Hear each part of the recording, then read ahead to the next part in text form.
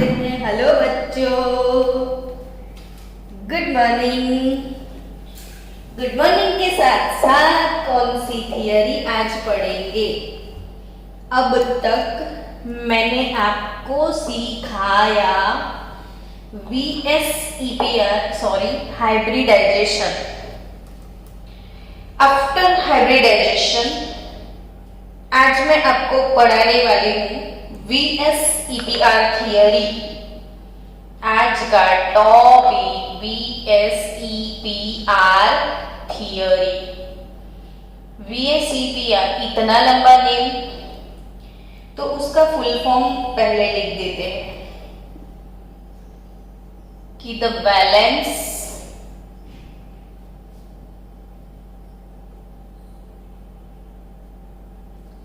V for valence, S यानी shell, E electron, P pair और R repulsion. तो VSEPR valence, shell, electron, pair, repulsion, principle. Valence, shell, electron, pair, repulsion, principle, that is VSEPR theory. तो VSEPR theory, उसके main postulates पढ़ने से पहले थोड़े बहुत एग्जाम्पल पढ़ते हैं, बाद में VSEPR को समझते हैं। लेकिन मैं आपको इतना बता दूं कि VSEPR क्यों आया। तो VSEPR से पहले आपने कौन सी थियरी पढ़ी अब तक?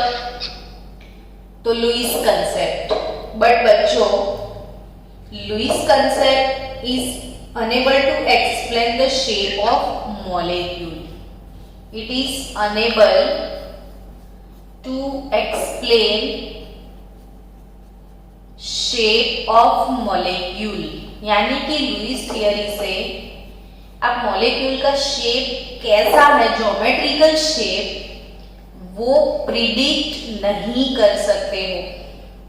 क्योंकि देखो, वाटर मॉलिक्यूल है तो ऑक्सीजन ने 2 हाइड्रोजन के साथ शेयरिंग किया, तो आप ऐसे भी लिख सकते हो। लुईस स्ट्रक्चर से आपको ये पता चलता है कि ऑक्सीजन ने 2 हाइड्रोजन के साथ शेयरिंग किया। लेकिन जो ये वाटर मॉलिक्यूल है उसका ज्योमेट्रिकल शेप कैसा है, तो वो थोड़ी ना लुईस से पता चलेगा। इसके लिए तो हाइब्रिडाइजेशन पता होना चाहिए कि भाई हाइब्रिडाइजेशन sp3 है। तो sp3 होने के बाद शेप कौन सा बनेगा? तो टेट्राहेड्रल है ना। वाटर मॉलिक्यूल है, इसमें ऑक्सीजन, चलो H2O की मैं बात करती हूँ, एकदम ध्यान से समझना, छोटी छोटी चीजें, छोटे छोटे कंसेप्ट। वाटर मॉलिक्यूल है जिसमें सेंट्रल एटम ऑक्सीजन है। मैंने आपको इलेक्ट्रॉन पेयर कैसे कैलकुलेट की जाती है वो फॉर्मूला सिखाया है। 1/2 V plus M minus C plus A। V for valence electron, M for monovalent atom, C for cation, A for anion।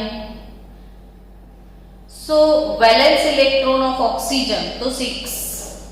Oxygen central atom होता है वाटर में। ऑक्सीजन की वैलेंस ऑर्बिट में 6 इलेक्ट्रॉन है। मोनोवैलेंट में hydrogen halogen आते हैं। There are 2 monovalent atom, no cation no anion. तो इट्स 8/2 हियर, इट इज 4। 8/2 तो 4 इलेक्ट्रॉन पेयर। अब ऑक्सीजन जो है, ऑक्सीजन उसकी जो वैलेंस ऑर्बिट है वहां पे 4 इलेक्ट्रॉन है, ऐसा कुछ इंफॉर्मेशन हमको मिला। समझना बात को। मैंने एग्जाम्पल लिया है वाटर मॉलिक्यूल का। Students, in water molecule central atom है ऑक्सीजन। तो ऑक्सीजन की वैलेंस ऑर्बिट में valence shell electron pair repulsion, तो इलेक्ट्रॉन पेयर वैलेंस शेल में कितने हैं? तो यहाँ पे 4 है। अब 4 से क्या पता चलता है? तो ये कि भाई 4 इलेक्ट्रॉन पेयर है, तो हाइब्रिडाइजेशन कौन सा हुआ होगा? sp3, 3 + 1 4, 4 के लिए sp3 हाइब्रिडाइजेशन हुआ है। अब आप ये सोचोगे 4 है, sp3 हाइब्रिडाइजेशन है, तो शेप कौन सा होगा? तो ऑब्वियसली शेप होगा टेट्राहेड्रल। अब आप सोचोगे अरे मैडम वाटर का शेप थोड़ी ना टेट्राहेड्रल है वाटर का शेप तो बेंट शेप है वाटर का, तो ये बेंट शेप है, इसको एंगुलर शेप भी बोलते हैं। तो वाटर इज एंगुलर और अब वाटर इज बेंट शेप। यहाँ कुछ 4 है sp3, आप टेट्राहेड्रल बोल रहे हो और यहाँ आप कुछ अजीब सा बोल रहे हो मैडम। तो एग्जैक्टली बच्चों वही तो VSEPR है कि ये जो हाइब्रिडाइजेशन वाला थियरी हमने पढ़ लिया, एमओ थियरी, हाइब्रिडाइजेशन जो शेप का पता चल गया टेट्राहेड्रल, फिर भी कुछ कॉन्ट्राडिक्शन आया कि नहीं शेप तो अभी भी डिफरेंट है। तो वो सीखने के लिए आपको सीखना पड़ेगा VSEPR, यानी कि जो मॉलिक्यूल के ज्योमेट्रिकल शेप है उसके लिए लुईस कंसेप्ट अनेबल है, वो नहीं एक्सप्लेन कर सकता। तो मॉलिक्यूलर शेप जानने के लिए कौन सी थियरी आपको पढ़नी पड़े? VSEPR। And this theory was developed by Sidgwick and Powell. किसने डेवलप की? सिज्विक। स्पेलिंग में डी है, बोलेंगे उसको साइलेंट रखेंगे, सिज्विक एंड पॉवेल। तो पॉवेल, टॉवेल नहीं, पॉवेल। तो VSEPR थियरी किसने सजेस्ट किया था? तो it is developed by Sidgwick and Powell. And in 1940 में सिज्विक एंड पॉवेल ने VSEPR डेवलप किया था, लेकिन उसमें थोड़े बहुत ड्रॉबैक भी थे। तो उस ड्रॉबैक को रिमूव करके उसको इंप्रूव किया था VSEPR।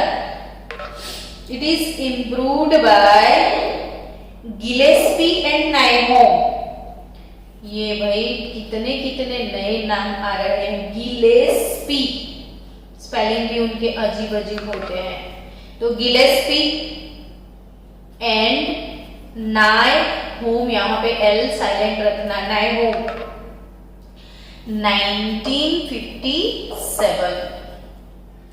तो इंपॉर्टेंट बातें VSEPR की मैंने सिखाई आपको कि नाइहोम एंड गिलेस्पी उसने इंप्रूवमेंट दिया था VSEPR थियरी में। सिज्विक एंड पॉवेल ने ये थियरी डेवलप किया था। और क्यों? तो जितने भी मॉलिक्यूल है उसके ज्योमेट्रिकल शेप कैसे डिसाइड करते हैं तो वो एक्सप्लेन करेगा VSEPR। यहां से according to VSEPR maximum question JEE NEET में आएंगे। तो ये बहुत ज्यादा इंपॉर्टेंट थियरी है, उसको आराम से पढ़ना। कुछ भी डाउट है तो फट से बोल देना ये डाउट है। डाउट सॉल्व करना बहुत जरूरी है इसमें। चलो, अब वाटर जिसकी ऑक्सीजन की वैलेंस ऑर्बिट में 4 इलेक्ट्रॉन है,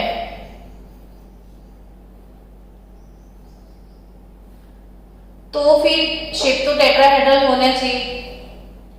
तो वो क्यों टेट्राहेड्रल नहीं है? इसलिए कि इसमें 4 इलेक्ट्रॉन है, वो सही बात है, लेकिन 4 इलेक्ट्रॉन बॉन्डिंग पेयर नहीं है। तो शेप जनरली डिपेंड करता है कि भाई जो वैलेंस शेल है, वो वैलेंस शेल के अंदर जितने भी इलेक्ट्रॉन पेयर होते हैं, वैलेंस शेल के अंदर जितने भी इलेक्ट्रॉन पेयर होते हैं वो 2 टाइप के होते हैं, बॉन्डिंग इलेक्ट्रॉन पेयर और non bonding electron pair. Video 2 to 3 time देख लेना या ताकि थियरी अच्छे से कवर हो जाए। बॉन्डिंग इलेक्ट्रॉन पेयर और non bonding electron pair. Electron pair, valence shell में इलेक्ट्रॉन पेयर जितने भी है वो बेसिकली 2 टाइप के हैं, बॉन्डिंग पेयर और नॉन बॉन्डिंग पेयर। सो यहाँ पे 1 2 3 4 है, तो इसमें जस्ट 2 बॉन्डिंग है और 2 जो है वो नॉन बॉन्डिंग है। नॉन बॉन्डिंग लोग शेप में कंसीडर नहीं करेंगे, तो खाली बॉन्डिंग को कंसीडर करेंगे तो शेप बन जाएगा इसका बेंट। तो ये इतना जल्दी समझ में नहीं आएगा, धीरे धीरे समझ में आएगा। तो शुरू करते हैं VSEPR थियरी। इसमें सबसे पहले आज हम हाइब्रिडाइजेशन पढ़ेंगे मीथेन मॉलिक्यूल का, फिर एमोनिया का और फिर H2O का। 3 ऐसे हमारे पास मॉलिक्यूल है, तीनों का एक साथ हाइब्रिडाइजेशन पढ़ते हैं। एक चीज याद रखना कि ये तीनों में फिक्स है हाइब्रिडाइजेशन sp3 निकलेगा। अभी इसका आप वो फॉर्मूला यूज करो 1/2 V + M - C + A, तो सबका आपको हाइब्रिडाइजेशन मिलेगा sp3। यानी आप सोचोगे कि तीनों तीन का जो शेप है वो टेट्राहेड्रल होगा, लेकिन जादू देखो आज। चलो CH4 में सेंट्रल एटम कौन है? कार्बन। कार्बन की ग्राउंड स्टेट कॉन्फ़िगरेशन Z = 6। मेरे साथ आप भी लिखते रहना वरना सो जाओगे। हीलियम। चलो कार्बन की वैलेंस ऑर्बिट ये 2s, फिर 2p,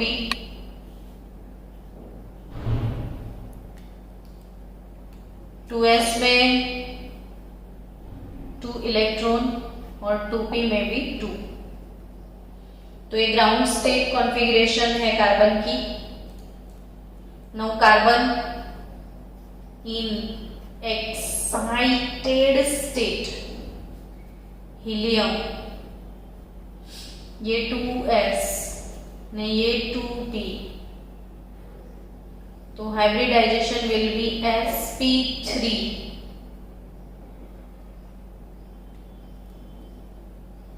1 2 3 and 4 sp3 hybridisation.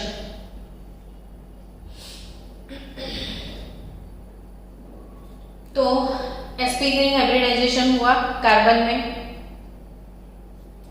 sp3 hybridisation होने के बाद मीथेन मॉलिक्यूल बनेगा helium. There are 4 sp3 hybrid orbitals.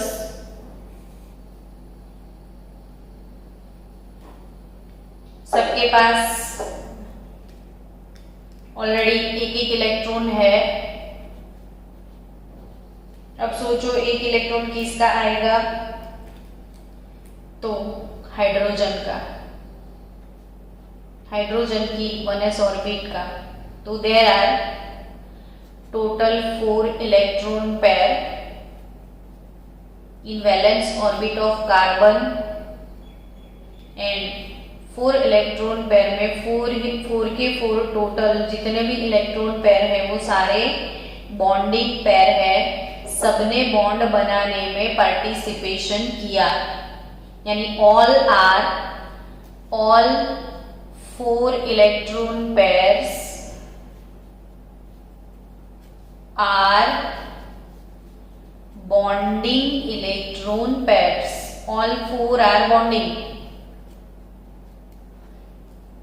चलो, now go for ammonia. Here central atom is nitrogen. बच्चों सो गए हो तो तुसी जग जाना, सोना मत, सोते हुए कोई पढ़ नहीं सकता। नींद आ गई, उठ जाओ। Good morning. चलो, नाइट्रोजन का कॉन्फ़िगरेशन। नाइट्रोजन का नंबर 7 है, ये 6 है, तो 7 की इलेक्ट्रॉनिक कॉन्फ़िगरेशन 1 2 3। सोचो, अब ये एक्साइट होके कहां जाएगा? There is no space.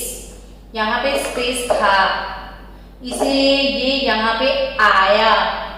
यहाँ पे कोई स्पेस नहीं है तो वो कहां से आया? वो नहीं आएगा, यानी ये 2 के 2 भरे पड़े हैं। So now nitrogen in sp3 hybridization, no excited state will be here. sp3 hybridisation में एक s यूटिलाइज होगा।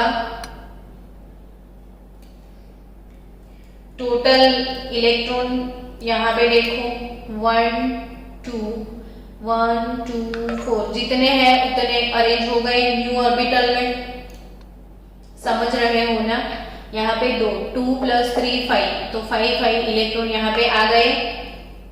अब लिटरली कोई भी बोल सकता है यहाँ पे बॉन्ड नहीं बनेगा, और जहां पे बॉन्ड नहीं बनता है वो लोन पेयर होता है, यानी कि वो बॉन्ड बनाने में पार्टिसिपेट नहीं करने वाला है। तो बॉन्ड सिर्फ यहाँ पे बनेंगे, यानी 3 बॉन्डिंग पेयर है यहाँ पे, और 1 जो है वो लोन पेयर है। There are 3 bonding pair guys, there are 3 bonding pair, 1 lone pair is here. Wait for 1 minute.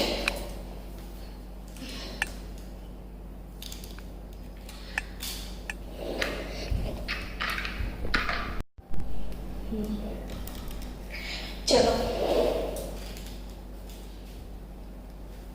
यहाँ पे टोटल 3 बॉन्डिंग पेयर है और 1 लोन पेयर है इसमें।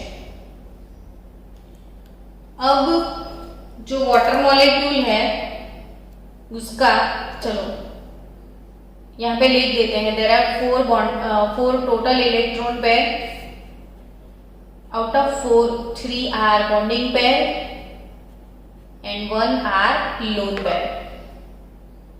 1 is lone pair, 3 bonding pair. Now go for H2O. Oxygen में central atom कौन होता है? ऑक्सीजन। सॉरी, वाटर में सेंट्रल एटम है oxygen. Configuration will be 8। Helium,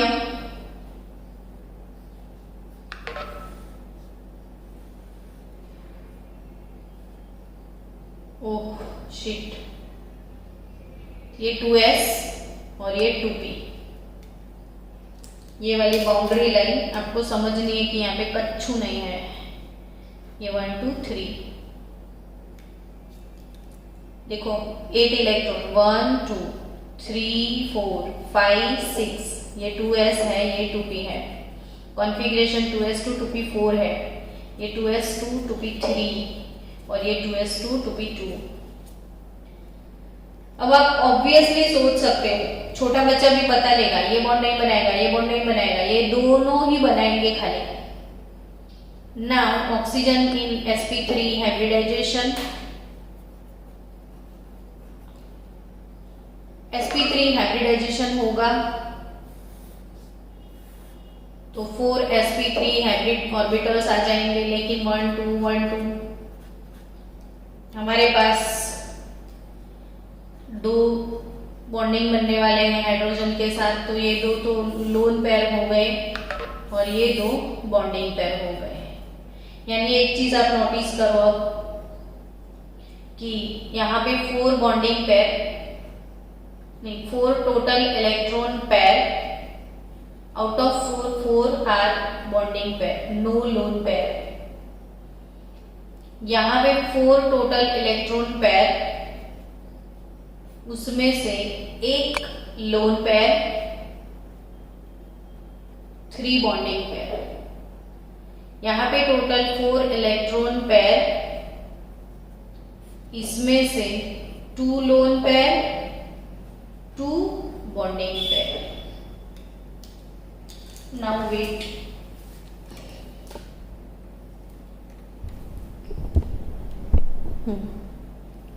चलो अब इससे क्या फर्क पड़ता है? तो कि देखा तीनों में हाइब्रिडाइजेशन कौन सा है? तीनों में हाइब्रिडाइजेशन कौन सा है? तो तीनों में हाइब्रिडाइजेशन सेम है। तीनों का हाइब्रिडाइजेशन sp3 sp3 sp3, तीनों का हाइब्रिडाइजेशन sp3, यानी कि methane, ammonia, H2O, hybridisation sp3 sp3, but 4 electron pair, 4 electron pair, 4 electron pair, valence electron total 4, bonding pair 4, यहाँ पे 3, यहाँ पे 2, लोन पेयर 0, 1 और 2। तो इसकी मॉलिक्यूलर टाइप समझो अब तीनों की। तो मॉलिक्यूलर टाइप को समझोगे तो ये molecular type central atom A और चारों 4 बॉन्डिंग, तो AB4 टाइप का हुआ। ये टाइप कैसा हुआ? तो AB3 हुआ और एक लोन पेयर। तो बच्चों लोन पेयर आप मेंशन करोगे E से, L भी लिख सकते हो आप। तो ये टाइप इससे डिफरेंट है, भले हाइब्रिडाइजेशन सेम है। There are 3 bonding, 1 lone pair. ये वाला टाइप देखो, there are 2 bonding, 2 lone pair.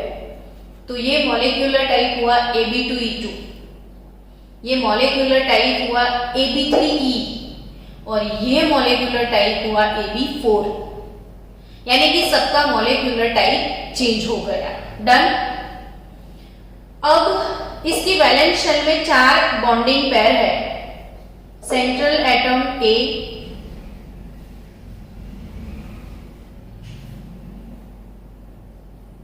There are 4 bonding pair.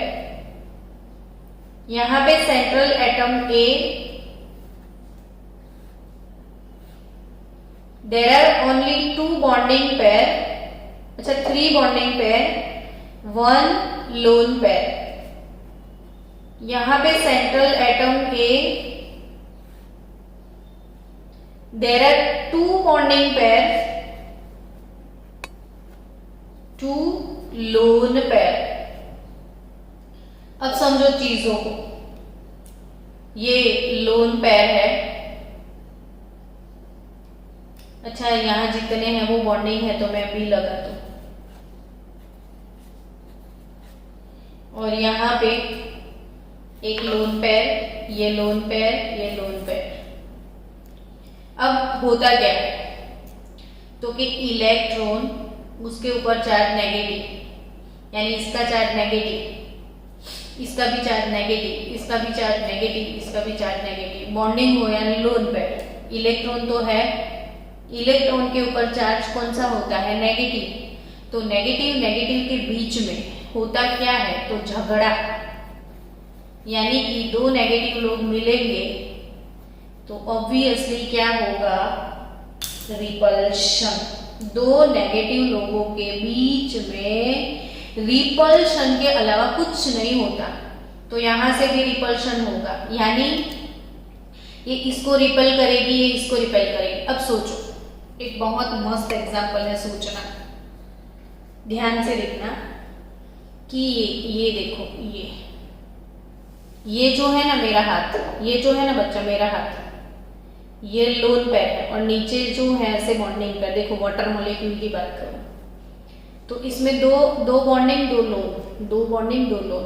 अब ये क्लोज है, अगर ये रिपल्शन करेगा ना तो देखो नीचे कॉन्ट्रैक्शन हो गया, ये रिपल्शन करेगा ना, ये ऐसे रिपल्शन करेगा तो नीचे से मतलब ये दो रिपल्शन करेंगे तो ये दो क्लोज हो जाएंगे।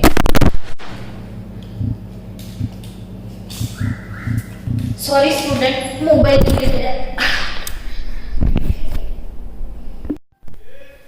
ओके चलो,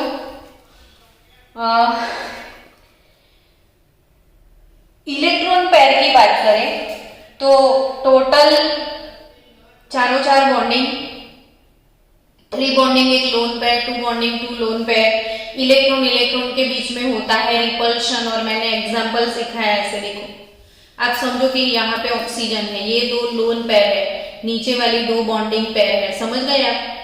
अब इन दोनों के बीच में रिपल्शन होगा तो ये बॉन्ड देखो कॉन्ट्रैक्शन हुआ, तो इसलिए इसमें समझना कि तीनों में sp3 हाइब्रिडाइजेशन है तो bond angle will be 109 degree 30 minute, 109 degree 30 minute, 109 degree 30 minute होना चाहिए।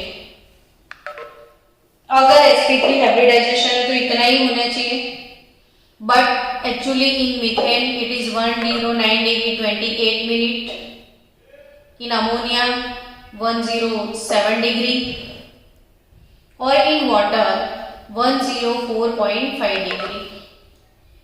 ऐसा क्यों होता है? इंस्टेड ऑफ 109 डिग्री क्यों ये 104.5 होना चाहिए था ना, 109 है क्यों 105? तो यही है VSEPR। VSEPR का फुल फॉर्म आप समझो, वैलेंस शेल।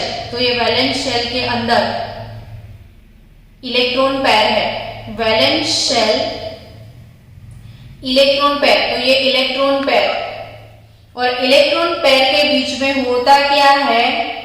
रिपल्शन होता है। तो इन दोनों के बीच में मैक्सिमम रिपल्शन होगा तो ये दोनों एक दूसरे के क्लोज आ जाएंगे, इसीलिए 109 डिग्री के बदले कॉन्ट्रैक्शन हो गया और बॉन्ड एंगल विल बी 104। 109 से कॉन्ट्रैक्शन होके कितना हुआ? 104 हुआ। तो AB4, AB3E, AB2E2 ये जो हाइब्रिडाइजेशन है तीनों में सेम है, बॉन्डिंग पेयर लोन पेयर तीनों में डिफरेंट है। तो याद रखना बच्चों, रिपल्शन, मैग्नीट्यूड ऑफ रिपल्शन, सबसे ज्यादा रिपल्शन नवरे लोगों में होता है जो काम धंधे के बिना बैठते हैं, वो लोग ज्यादा चुगली करते हैं। तो इन लोगों को कोई काम धंधा नहीं है, इसलिए वो सबसे ज्यादा दोनों को परेशान करेंगे। तो सबसे ज्यादा रिपल्शन लुक्खा लोग में होता है, तो ये लुक्खा पैर यानी लोन पैर। फिर उससे थोड़ा कम ये लुक्खा पैर और ये बॉन्डिंग पैर के बीच में होगा और सबसे कम रिपल्शन जो काम धंधे में लगे हुए उनको टाइम नहीं है एक दूसरे से जेलसी करने का। तो लोन पेयर इसमें सबसे ज्यादा रिपल्शन होता है, उससे थोड़ा कम। ये भी नीट में 3 टाइम पूछ लिया है, ऐसे क्वेश्चंस भी आते हैं, समझना। लोन पेयर के बीच में सबसे ज्यादा रिपल्शन, उससे थोड़ा कम रिपल्शन LP-BP के बीच में और इससे बहुत मिनिमम रिपल्शन होगा बॉन्डिंग के बीच में। यहाँ पे एकदम कम रिपल्शन है, इसलिए 109 डिग्री 30 मिनट के बदले 109 डिग्री जस्ट 28 मिनट है। यहाँ पे थोड़ा रिपल्शन बढ़ जाएगा, ये इसको रिपेल करेगा तो मॉलिक्यूल ऐसे सिकुड़ जाएगा। तो 109 degree instead of 109 degree 30 minute there is a bond angle in ammonia 107 degree. और यहाँ पे सबसे ज्यादा लुक्खागी है वाटर में, दैट्स व्हाई इसमें सबसे ज्यादा रिपल्शन होता है। तो 109 डिग्री 30 मिनट के बदले यहाँ पे है 104.5 डिग्री। तो यही है VSEPR प्रिंसिपल। अब शेप की बात करें तीनों की, तो ये चारों चार बॉन्डिंग है, तो चार बॉन्डिंग को आप कनेक्ट करोगे, चारों चार बॉन्डिंग को आप कनेक्ट करोगे तो ये शेप बन जाएगा टेट्राहेड्रल, यानी मीथेन मॉलिक्यूल का शेप टेट्राहेड्रल है। अब अमोनिया का शेप कौन सा है, तो ये तो लोन पेयर कनेक्ट नहीं हो सकता, इसको निकाल दो, बचे तीन, सिर्फ तीनों को ही कनेक्ट करना है आपको। अब तीनों को आप कनेक्ट करोगे तो अमोनिया का शेप होगा ट्रायंगुलर पिरामिडल, ये ट्रायंगुलर पिरामिडल शेप है, ये एक पिरामिड जैसा है, बेस जिसका ट्रायंगल है और कोई एक पॉइंट पे ऐसे खड़ा है, तो ये ट्रायंगुलर पिरामिडल शेप है अमोनिया का। और वाटर का, तो इसको भी निकाल दो, इसको भी निकाल दो, बचे ये दो, तो सिर्फ ये दो बचते हैं बॉन्डिंग में, तो ये शेप हो जाएगा बेल्ट, यानी कि सब में sp3 हाइब्रिडाइजेशन होते हुए सबका शेप अलग अलग आया because of bonding pair and lone pair की वजह से। तो बॉन्डिंग और लोन पेयर अलग अलग होते हैं तो शेप अलग अलग होता है, यानी कि जो शेप है मॉलिक्यूल का वो कौन डिसाइड करता है। तो VSEPR प्रिंसिपल की postulates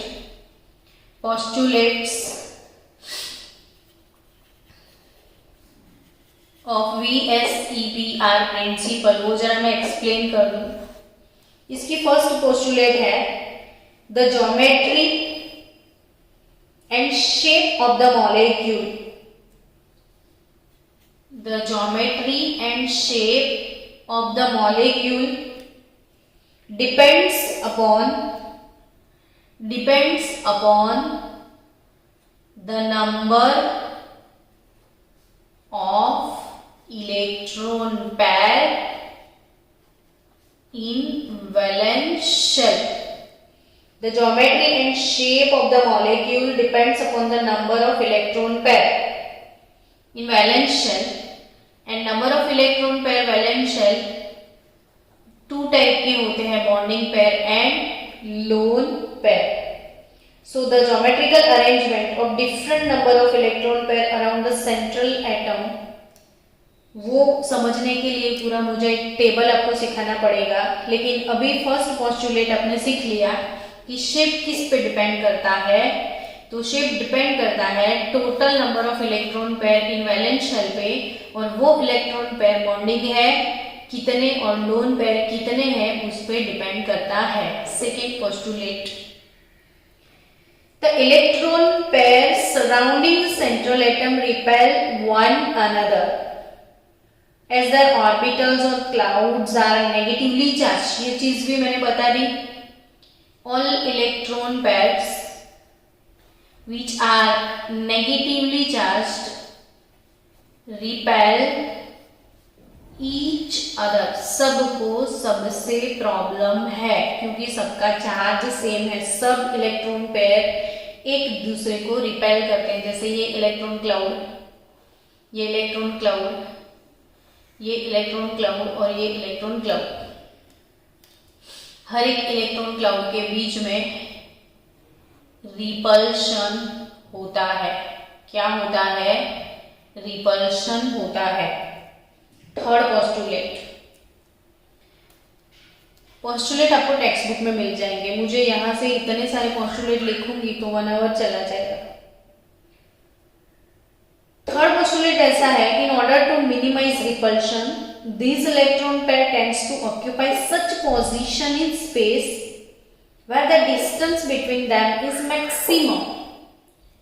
आप यहाँ पे बैठे हो, यहाँ पे बैठे हो और यहाँ कोई पर्सन है जो आपको कंटिन्यूअसली परेशान करता है, हाथ में पिन लेके आपको चुभोता है बार बार. तो आप क्या करोगे? आप एकदम गांधीवादी हो, वैसे तो खड़े होके 2 झापट मार देंगे उसको, मुझे पता है. लेकिन अगर आप गांधीवादी हो तो ऑब्वियसली आप ये करोगे कि बार बार आपको परेशान करता है तो आप यहाँ से उठ के चले जाओगे, अपना पोजीशन चेंज कर लोगे. वैसे ये इसको बार बार रिपल्शन करता है, इसको बार बार रिपल्शन करता है, तो ये वाले जो 2 है उससे दूर चले जाने की कोशिश करेंगे. इसीलिए वो स्पेस अपना अपना चेंज कर लेंगे थोड़ा सा, तो ये स्पेस के अंदर जो पोजीशन है वो चेंज करने का ट्राई करेंगे। ये यहाँ है, ये रिपल करता है तो वो दूर चला जाएगा ऐसे। तो रिपल्शन की वजह से वो अपना ऐसा ट्राई करेगा कि वो ऐसी जगह चला जाए जहां ये इसको बार बार परेशान ना करे, यानी कि रिपल्शन मिनिमम हो जाए। तो फिर से एक बार थर्ड पोस्टुलेट बता देती हूं कि in order to minimise repulsion this electron pairs tends to occupy such position in space where the distance between them is maximum. So in other word we can say here, if valence shell of central atom is taken as a sphere, the electron pairs are localized on the spherical surface at maximum distance from one another. यानी इसको आप sphere consider करोगे तो इन सबके बीच में repulsion है, इसीलिए ये लोग ऐसे दूर चले जाएंगे एक दूसरे से ताकि इन दोनों के बीच में मैक्सिमम डिस्टेंस आ जाए, और मैक्सिमम डिस्टेंस पे चले जाएंगे तो मिनिमम रिपल्शन हो जाएगा। That's it. और नेक्स्ट पोस्टुलेट ये है कि अगर कोई कंपाउंड में रेजोनेटिंग स्ट्रक्चर है, अब आप मुझे बोलोगे रेजोनेटिंग स्ट्रक्चर नहीं पता है, तो उसके बाद की थियरी वही है रेजोनेटिंग स्ट्रक्चर 2 दिन के बाद। लेकिन अभी मैं आपको बता दूं सिंपली सुपर कि अगर ये ओजोन है और ये ओजोन का फॉर्मूला है ए, तो ओजोन का फॉर्मूला ऐसे भी तो हो सकता है। तो ये there are 2 different formulas for ozone molecule. अब ये वाला लेने का कि ये वाला लेने का, तो ये वाला कोई भी आप ले सकते हो, क्योंकि दोनों एक दूसरे में इंटर कन्वर्टिबल, कभी खुशी कभी गम, दोनों हमेशा बार बार चेंज होते रहते हैं। इसको रेजोनेंस बोलते हैं, पढ़ेंगे ये थियरी भी हम। लेकिन अगर कोई मॉलिक्यूल, चलो ओजोन की ही बात करो कि ओजोन में रेजोनेटिंग फॉर्मूला है 2, तो VS-EPR प्रिंसिपल किसको अप्लाई करने का, तो वो दोनों को अप्लाई कर सकते हो। किसी भी एक फॉर्मूला को उठा के आप अप्लाई कर सकते हो। जैसे बेंजीन का स्ट्रक्चर है, देखो अभी ऐसे, ये बेंजीन का स्ट्रक्चर है, ठीक है। तो बेंजीन का स्ट्रक्चर तो ऐसे भी हो सकता है, यहाँ के बजाय यहाँ पे भी बॉन्ड आ सकते हैं ना, there is structure A and structure B, तो both are interconvertible into each other. तो ये रेजोनेटिंग स्ट्रक्चर है, तो VS-EPR किसको अप्लाई करेंगे, तो दोनों में से किसी एक को अप्लाई करना है, दोनों पे अप्लाई नहीं करना है। तो कुछ भी चलेगा, कोई भी फॉर्मूला ले लो। सो ऐसे मॉलिक्यूल भी हैं जिनके पास मोर देन 1 फॉर्मूला है, उसको रेजोनेंस बोलेंगे। तो there are so many if resonating formula, तो VS-EPR किसी को भी आप अप्लाई कर सकते हो। और नेक्स्ट मैग्नीट्यूड ऑफ रिपल्शन, वो तो मैंने पहले ही बता दिया था कि LP रिपल्शन सबसे ज्यादा होता है लुक्खा पेयर रिपल्शन, लुक्खा pair bonding pair and bonding, तो सबसे मैक्सिमम रिपल्शन LP होता है। इसीलिए तो सबसे ज्यादा रिपल्शन देखो ना वाटर में हुआ, और इसलिए इसका बॉन्ड एंगल सबसे कम हो गया 104। तो इसके पास सबसे ज्यादा लुक्खे लोग ज्यादा है, तो ज्यादा रिपल्शन होगा, तो कॉन्ट्रैक्शन ज्यादा मिल जाएगा 104.5 डिग्री। तो तीनों का हाइब्रिडाइजेशन sp3 होते हुए भी इसका बॉन्ड एंगल 104.5 डिग्री क्यों है, तो बोलना आप कि ऑक्सीजन जो है उसकी सेंट्रल ऑर्बिट में 4 इलेक्ट्रॉन पेयर है, वो 4 में से 2 बॉन्डिंग है, 2 लोन पेयर है। Due to this lone pair यहाँ पे बहुत रिपल्शन होता है, बहुत रिपल्शन होने की वजह से बॉन्डिंग पेयर में कॉन्ट्रैक्शन होता है, और कॉन्ट्रैक्शन होने की वजह से bond angle will be 104.5 degree instead of 109 degree 30 minute. तो ये चीज आप एक्सप्लेन कर सकते हैं। Same way sulphur dioxide molecule की मैं बात करूं, बिल्कुल उसका स्ट्रक्चर ओजोन के जैसा है, और उसके पास एक लोन पेयर पड़ा हुआ है। अब due to this lone pair यहाँ पे भी रिपल्शन होता है, यहाँ पे भी रिपल्शन होता है। एक्चुअली इसके अंदर हाइब्रिडाइजेशन sp2 है, तो बॉन्ड एंगल होना चाहिए 120 डिग्री। तो 120 degree bond angle due to sp2 होना चाहिए, लेकिन है नहीं, 119.5 डिग्री है बॉन्ड एंगल। तो ये कॉन्ट्रैक्शन क्यों आया? तो यहाँ पे कॉन्ट्रैक्शन आने की वजह ये इन दोनों के बीच का रिपल्शन, यहाँ से रिपल्शन हुआ, यहाँ से रिपल्शन हुआ, तो ये सिकुड़ गया। तो in sulphur dioxide molecule bond angle will be 119.5 degree instead of 120 degree due to repulsion of lone pair and bonding pair। तो आई थिंक आपको ये भी क्लियरली समझ में आ गया होगा। तो व्हाट इज VSEPR फाइनली बच्चों? तो VSEPR is nothing but valence shell electron pair repulsion theory. किसने दिया था? तो ये थियरी इन 1914 में डेवलप किया था सिज्विक एंड पोवेल ने। करेक्शन किसमें किया था? तो in 1957 this theory was further improved by नाइहोम एंड गिलेस्पी। क्यों थियरी आया?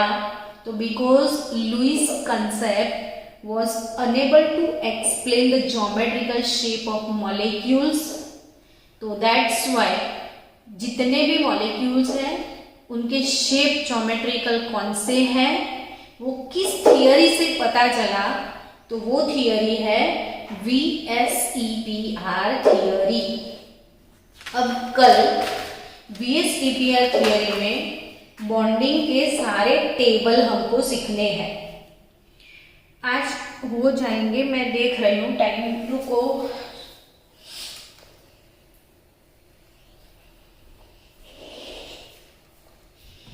8:55 नहीं हो पाएंगे।